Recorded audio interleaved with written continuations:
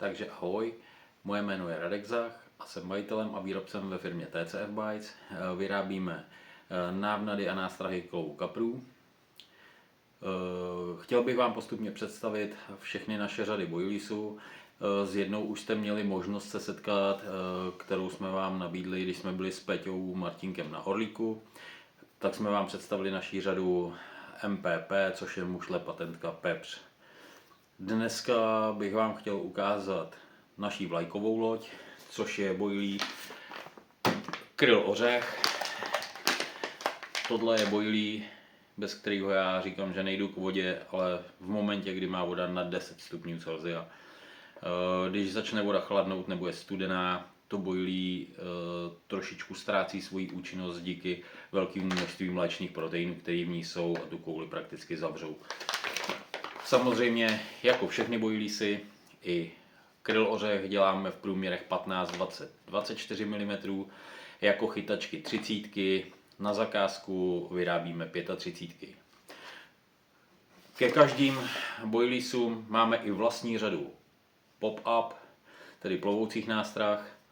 Jsou to originální plovky, které korespondují přesně s těma našima řadama boiliesů, který máme. To znamená, tohle je Kryl Ořech a plovky jsou taky Kryl Ořech. Jo. Jsou krásně bílí, všechno v průměru 15 mm a mají hodně vysokou zlívnost. Samozřejmě ke všemu máme boostry, originál, zase jako všechno, co vyrábíme. Zakládáme si na tom, aby jsme byli odlišní od konkurence a máme takový ten old school styl výroby, kdy nic prostě nenahradí vejce, nic nenahradí kvalitní rybí moučky. Držíme se toho, aby zákazník byl od základu spokojený. Samozřejmě ke všem boiliesům vyrábíme taky boostrované koule, vyrábíme neutrálně vyvážený v průměrech 20-24, potom máme taky hard boilie, ale ty pouze ve 24 mm.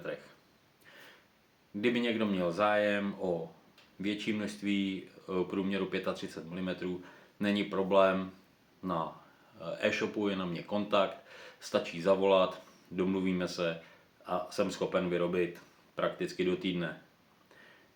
Takže to by bylo z mé strany asi tak všechno. Jinak co se týká firmy TCF Bytes, jsme na trhu od roku 2009, předtím už jsem si vyráběl svoje boiliesy, ale samozřejmě donutila mě trošku doba, že jsem to posunul dál.